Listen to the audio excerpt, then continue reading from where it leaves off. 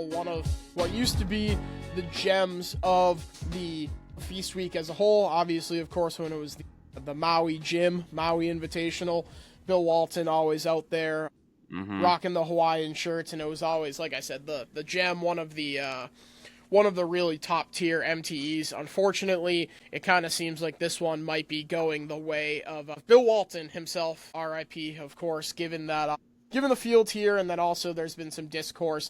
If the field isn't going to be as good, then there's less motivation for these teams to really go through the hassle of having to get out to Maui for a week. Obviously, traveling there is a pain in the ass. Paying to stay there is a pain in the ass. And if you're just not getting the metric opportunities to boost your resume by flying all the way to Hawaii, like at a certain point, when does the cost outweigh the benefits? And I think we're moving towards that, unfortunately, because this field is not the best. NC State, Texas, your USC Trojans, at least on in the football fields. Yes. Seton Hall, Wazoo, Washington State, Arizona State, Boise State, and then, of course, the host, Chaminade Division II.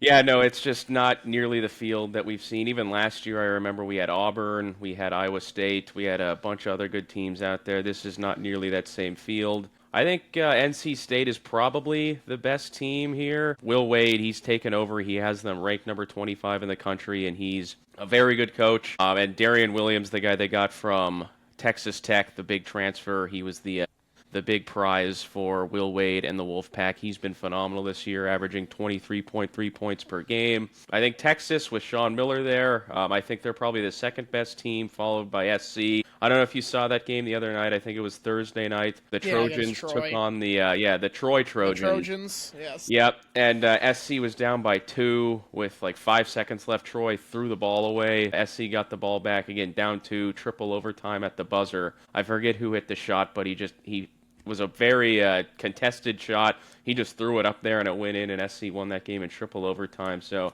maybe that'll be some momentum here. And then I think you kind of have a pretty big drop-off. Seton Hall, they have not been great over the last several years. Wazoo in the WCC now until next year when they move to the Pac-12. I don't expect much out of them. Even though they made the tournament 2 years ago, I think they're kind of going downhill here. I'm just waiting for the day when Arizona State fires Bobby Hurley. He's obviously not nearly the coach that his brother is over on the East Coast in UConn. Was a great guard for Duke back in the day and Coach K, but I don't think he's a great coach. And ASU, their lack of success in basketball is showing that time and time again here. And then Boise State, they've been a tournament team here the last couple of seasons, but then they had that embarrassing loss I think it was 3 weeks ago on opening night. They lost to some Hawaii team. It was like one of the worst losses in college. I think they were like Division II or Division III. Like, it was just embarrassing. So they're obviously not Hawaii what they have Pacific. been. Yeah, so whoever they are, they lost to them. And then Chaminade, appreciate them hosting here, but I don't have high hopes for them in this one. Yeah.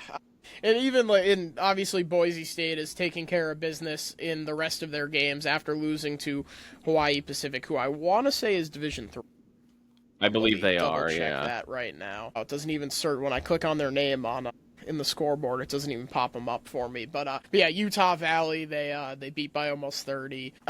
Texas, Rio Grande Valley, they beat by 20. Montana State, they squeaked by the Bobcats in a 4-point win there, and then they beat Wichita State by 3, which, credit to them, they did something Loyola couldn't. But yeah, I'm not super impressed with what the Broncos have been doing this year. So yeah, I agree with you there. I think Will Wade's Wolfpack and the Longhorns of Texas are by far the best two teams in this one. I have them squaring off in the championship, not to get ahead of ourselves. But I think Darian Williams is the best player in this tournament. He's an absolute problem. I don't know if you saw any of the NC State VCU game last week, but I had two really, really big takeaways. Number one, VCU is going to beat Loyola by 70. And number two is that NC State is a lot better than the 25th best team in the country.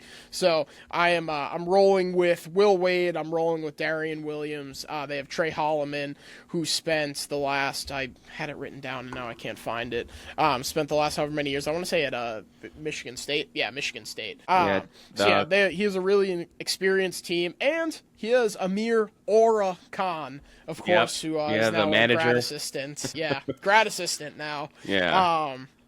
Who came over from McNeese. So, yeah, I don't know that anyone has a roster that can contain Darian Williams. Oddly enough, I think Arizona State or Texas probably have the best chances because they have a distinct size advantage over a team like NC State. But yeah, we can get into our predictions here, but I think you can tell where I'm going with mine. Yeah, and one last note here on North Carolina State. Quadir Copeland.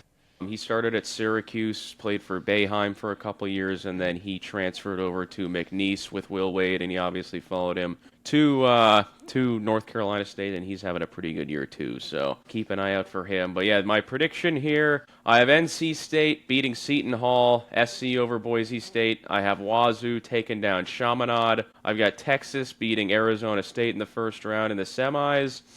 I'm going with Eric Musselman's group, taking down NC State. Even though I think NC State has the better team, I think SC is going to pull the upset there and meet up with Texas in the final in it's what's going to be a rematch of the 2005 Rose Bowl, an all-time classic. And I've got the Trojans and Musselman taking down Sean Miller and the Longhorns in what I'm expecting is going to be a pretty close game. Again, it's not like this tournament has a bunch of stiffs. There's a lot of good teams, but it's not like you have what we have had in the past at this tournament, which is top 5, top 10, top 15 teams squaring off, and like blue bloods like Kansas, Kentucky. I mean, all of them have played in this tournament before. Don't have any of those, so definitely a little bit of a step down, but I'm still looking forward to watching these games. Yeah, like I said, we're both such college basketball sickos that we're going to watch every single one of these games, and probably even some that are much, much worse. The matchups are so much worse than some of these other random MTEs, and we're going to be locked in for those too. So yeah, it's obviously, like you said, not the blue blood matchups that we've become accustomed to seeing in the Maui, and I think maybe those days are over now with the emergence of the players era, but definitely still a solid field. And the next one, I guess I didn't give my predictions, so let me do that. First round, I've got NC State over Seton Hall. I've got SC over Boise. I think Chaminade's going to give Wazoo their hardest fight possible, but I've got Wazoo over Chaminade, Texas over Arizona State. In the semifinals, I've got NC State over SC, Texas over Wazoo, and then in the finals, I know I said I think if there's a chance that a team can overtake NC State, it might be Texas, but ultimately, I think Sean Miller is a fraud. I don't think he's a very good coach, and taking NC State over Texas to claim the Maui Invitational. It's too bad that they don't make these coaches wear the suit and tie and the whole blazer and everything, because one thing Sean Miller I used to love back when he was with Arizona is he looked like he had just jumped in the pool. Yes. He would wear a white dress shirt, and he was just sweating he would sweat through the entire shirt. Obviously, they're wearing this sweatsuits now, which I'm not a fan of. Go back to the suits, especially with Sean Miller, because I always thought that was hilarious when he's. Well, in the Maui, again, it looked like he used had to wear the Hawaiian yeah, the Hawaiian shirts, shirts. right? Yeah, that's right. But yeah, it was just literally looked he had just jumped in the pool or gotten out of the ocean or something, or he just went into the shower with his clothes on. That was always funny. But yeah, this should be a good tournament. I think it's obviously not what it has been in the past, but still should be some good basketball on the